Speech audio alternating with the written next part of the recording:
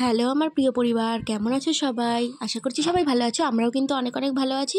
তো দেখো, কালকে এই জামা কাপড়গুলো কেচে দিয়েছিলাম, সেগুলো শুকায়নি। আর আজকে কিন্তু রোদও ওঠেনি, কুয়াশা পড়ছে বাইরে, অনেকটা বেলা হয়ে গেছে। ওই জন্য বাইরে দিয়ে মেলে দিচ্ছি জামা কাপড়গুলো, যে একটু হাওয়া আসলে তাতে শুকাবে, সেই কারণে। তো এখন দেখা যাক কি হয়।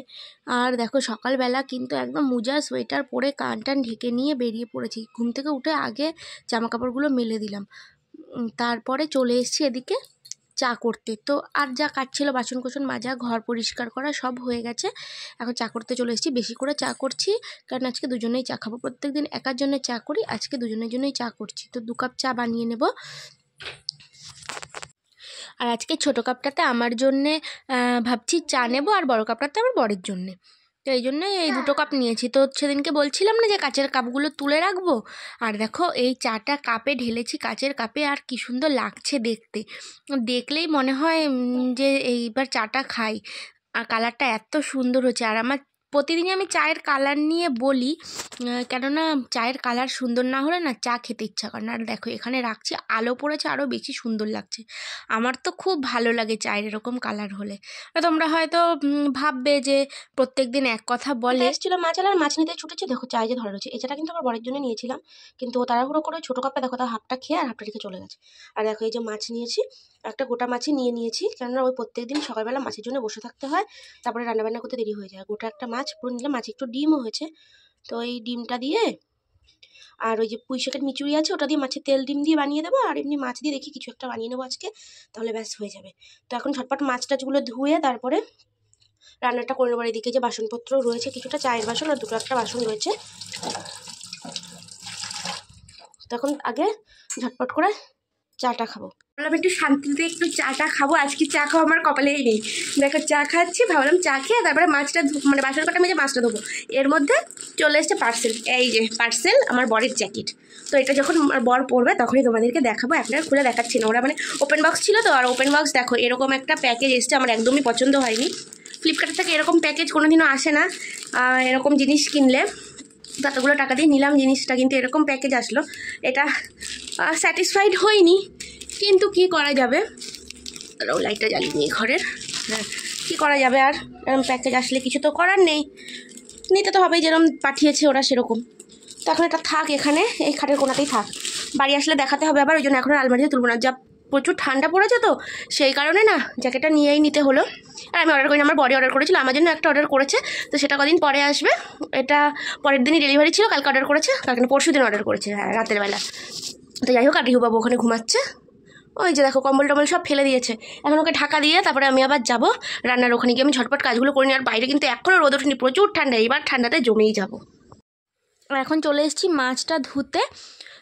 তো দেখো, সব কাজবাজ হয়ে গেছে। চা তো আর খেতে পারলাম না, চা বাদ দিয়ে রেখেই চলে এসেছি। এখন মাছটা ভালো করে পরিষ্কার করে নিয়েছি, মানে আঁশ যদিও ছাড়িয়ে দেয়, তাও কিছু কিছু 2 একটা আঁশ থাকে, তো সেগুলোই পরিষ্কার করে নিয়েছি। আর ভালো করে একেবারে ধুয়ে, লবণ টবণ দিয়ে ধুয়ে না একবারে ফ্রিজে তুলে দেবো, দিয়ে তারপরে আমি রান্না বসাবো। নাইলে আবার ওই মাছটা ফেলে রাখলে পরে না গন্ধ হয়ে যাবে। তো মাছে যে লবণ হলুদ মাখিয়ে নিয়েছি, আর হাফ এখানে ভাজতেও বসিয়ে দিয়েছি। তো মাছগুলো 6 পিস মাছ, আর মাথাগুলোকে 4 পিস করে নিয়েছি। আর মাথাগুলোই এখন রান্না করব। আর মাছের তেলটা দিয়ে পুঁই শাকের বীজটা ভাজবো, তাহলে আজকে রান্না হয়ে যাবে। তো মাছ তো ভাজা হয়ে গেছে, আর মাছ ভাজা যে তেলটা ছিল সেই তেলের মধ্যেই আর কি মাছের তেলটা দিয়েছি, দিয়ে ওটা একটু ভেজে নিয়ে দেখো পুঁই শাকের ফলগুলো দিয়ে দিয়েছি। আর আজকে না একদম অল্প ছিল পুঁই শাকের ফল, আগের দিন ওই মা নিয়ে এসেছিলো, তো তার থেকে হাফটা আগের দিন রান্না করেছিলাম, আর হাফটা আজকে রান্না করছি।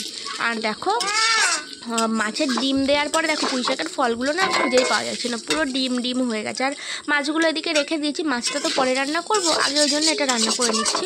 দিয়ে তারপরে কড়াইটা একটু ধুয়ে নিয়ে তারপরে আবার মাছটা রান্না করবো। আর মাছ যেহেতু আজকে সবজি দিয়ে রান্না করব না, সেই জন্যে আগে এই ভাজাটা করে নিলাম।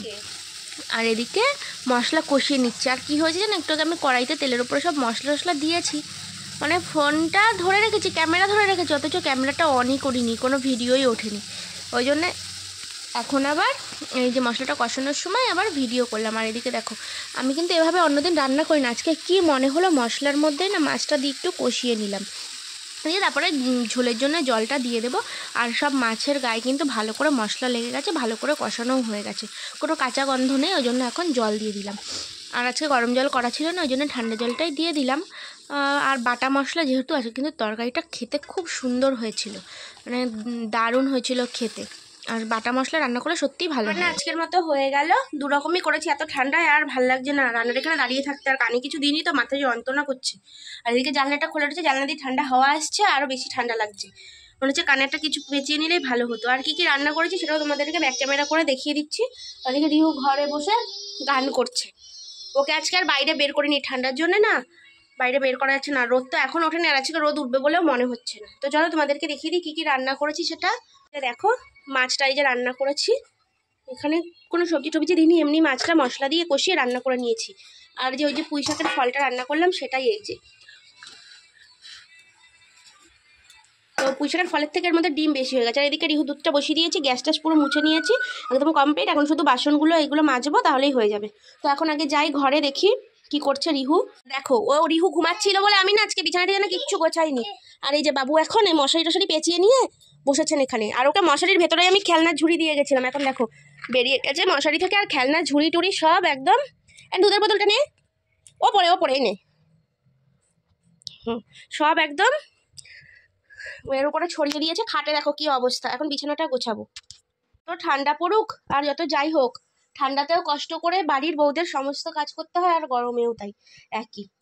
ঠান্ডাতে যেরকম বাসন মাজতে জল ধরতে কষ্ট হয়, গরমেও সেরকম আগুনের পাশে থেকে রান্না করতে কষ্ট হয়।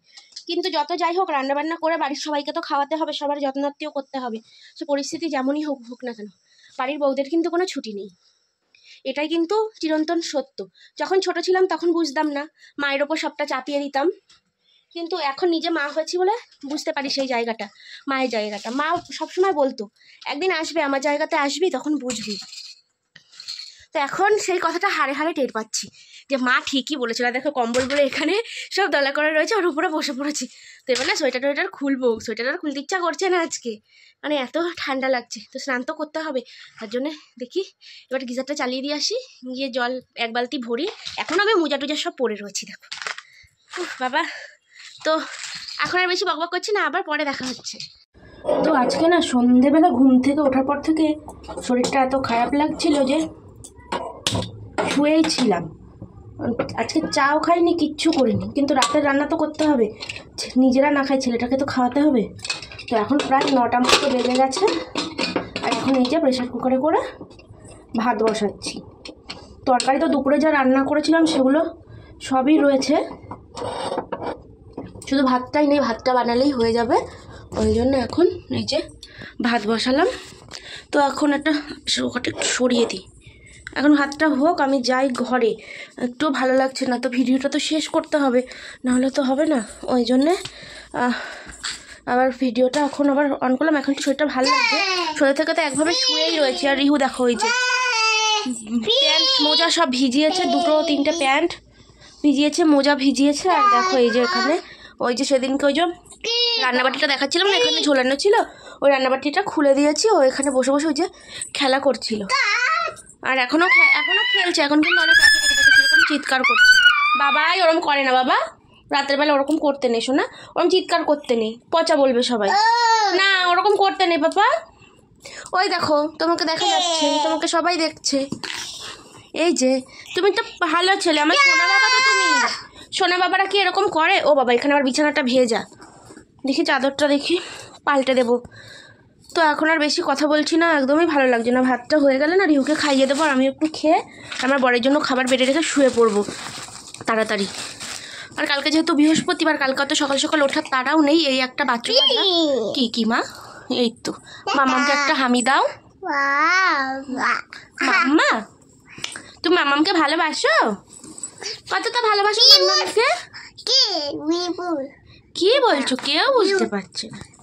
তুমি মামামকে ভালোবাসো? বাসো মামামকে ভালো? মামামকে কতটা ভালোবাসো বলো বলো। দেখি ফোনটা দাও, আমি ভিডিওটা করি। ফোনটা দাও। দেখো ও এখন ইমা কি করলো। হ্যাঁ এবার ঠিক আছে, কি একটা করে দিচ্ছি। ও বাবা আসো আসো, এই নাও আসো। তো ভিডিওটা আজকে এখানেই শেষ করছি। ভিডিওতে কিছু ভালো লেগে থাকলে অবশ্যই লাইক কমেন্ট শেয়ার করো। এখন এই যে ফোন নেওয়ার জন্য পাগল হয়ে গেছে, কার্টুন দেখা তো আর যারা যারা আমার চ্যানেল নতুন বন্ধু আছে অবশ্যই আমার চ্যানেলটাকে সাবস্ক্রাইব করে দিও। আজকের মতন টাটা, আবার কালকে দেখা হবে নতুন ভিডিওতে। বাবা টাটা করো, টাটা করো, টাটা। আবার বলো টাটা, বলো টাটা, বাই বাই, টাটা।